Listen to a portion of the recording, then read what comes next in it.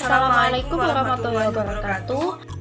Nama saya Fatma Dania Hanum, NIM 19190046. Perkenalkan, nama saya Nur Oleh Jadidah, NIM 191900018. Pertama, jatuhnya kota Baghdad atau runtuhnya Kekhalifahan Abbasiyah di tangan bangsa Mongol, yakni pada tahun 1258 Masehi.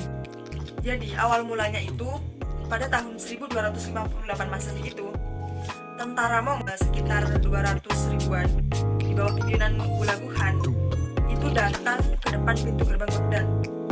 Nah, pada saat itu dinasti Abbasiyah di bawah pimpinan Khalifah Al-Mu'tasim. Dan saat itu pula Khalifah Al-Mu'tasim memang benar-benar tidak bisa membendung atau menahan pasukan dari Hulagu Khan ini, dan akhirnya pun wazir dari Khalifah ini mengambil kesempatan dengan menipu Khalifah. Khalifah pun menerima usulan dari wazirnya itu.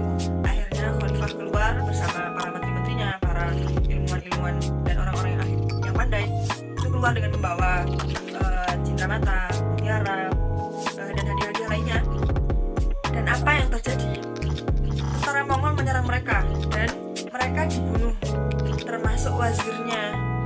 Mereka dibunuh dengan lehernya dipancung secara bergiliran. Dengan pembunuhan yang kejam seperti ini, berakhirlah dinasti Abbasiyah yang ada di Baghdad.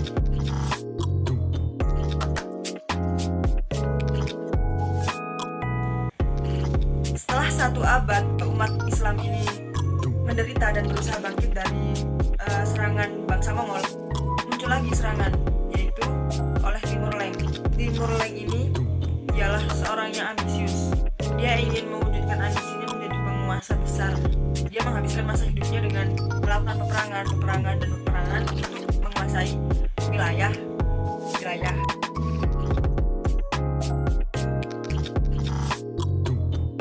Dinasti Mamalik di Mesir. Dinasti Mamalik ini termasuk negeri Islam yang selamat dari serangan bangsa Mongol dan serangan Timur Leng. Dinasti Mamalik ini menjadi tempat pertahanan setelah runtuhnya dinasti Abbasiyah kemarin, dengan Kairo sebagai pusatnya. Dalam bidang ekonomi, dinasti Mamalik membuka hubungan dagang dengan Prancis dan Italia. Jatuhnya kota Baghdad menjadikan Kairo sebagai pusat jalur perdagangan antara Asia dan Eropa. Di bidang ilmu pengetahuan pun, dinasti ini menjadi pelarian ilmuwan-ilmuwan yang ada yang berasal dari kota Baghdad, sehingga ilmu-ilmu banyak dikembangkan di dinasti ini. Kemajuannya pun bukan hanya di bidang ekonomi dan ilmu pengetahuan, namun di bidang arsitektur pun sangat mengalami kemajuan. Kemajuan itu tercapai berkat kepribadian dan wibawa sultan yang tinggi, solidaritas sesama militer yang kuat, dan stabilitas negara yang aman dari gangguan.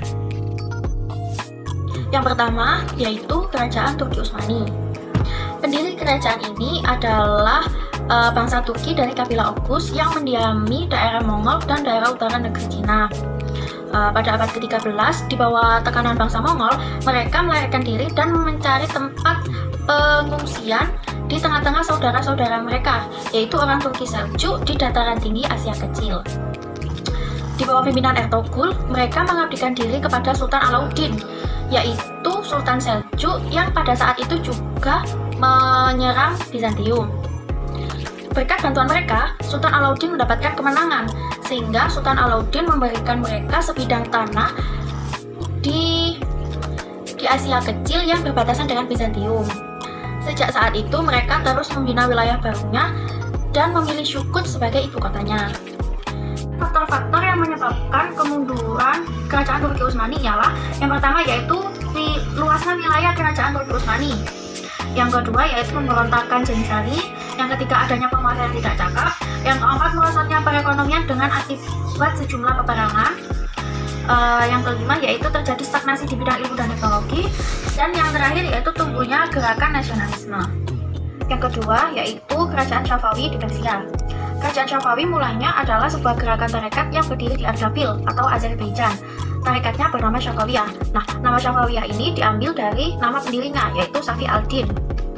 Safi al-Din mendirikan tarekat Safawiyah setelah ia menggantikan guru dan sekaligus mertuanya yang wafat pada tahun 1301 Masehi. pada saat kepemimpinan Ismail pada tahun 1501 Masehi, pasukannya dapat mengalahkan Aka-Koyunlu di Syarur dan Tabriz, sehingga Ismail memproklamasikan dirinya sebagai raja pertama dari dinasti Syafawi. Ia disebut sebagai Ismail I. Nah, Ismail ini berkuasa selama kurang lebih 23 tahun.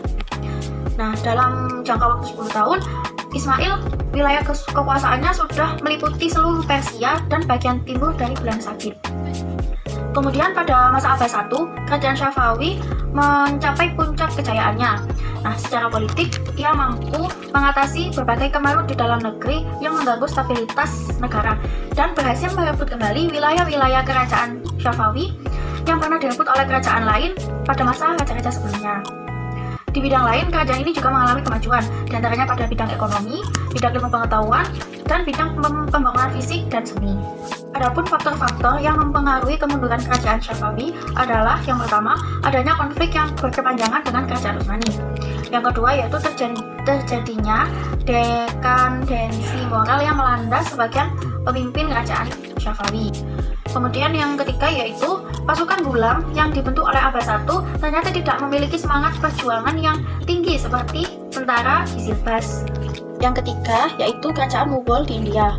Kerajaan ini merupakan kerajaan termuda di antara 3 kerajaan besar lainnya. Kerajaan Mughal ini didirikan oleh Zahiruddin Babur dengan ibu kotanya di Delhi. Kala itu Ibrahim Lodi, pemimpin penguasa India, dilanda krisis sehingga stabilitas pemerintahannya menjadi kacau. Sehingga pada tahun 1525 Masehi, Babur berhasil menguasai Punjab dengan ibu kotanya di Lahore.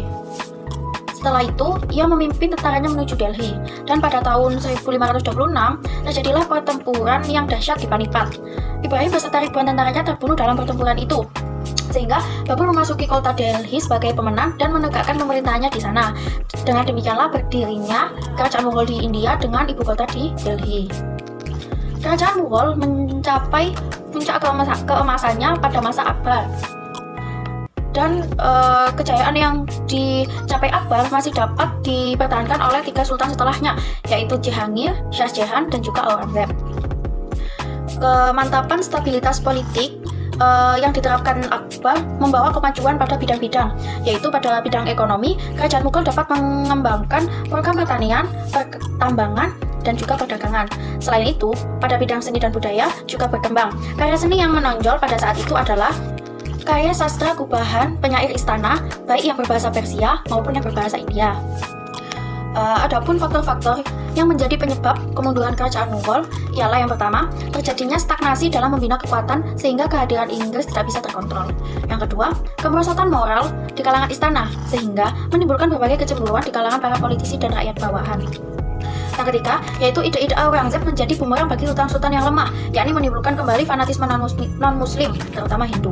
Yang keempat, yaitu semua sultan pada periode ini mengalami krisis kepemimpinan. Sekian dari saya, kurang lebihnya mohon maaf. Wassalamualaikum warahmatullahi wabarakatuh.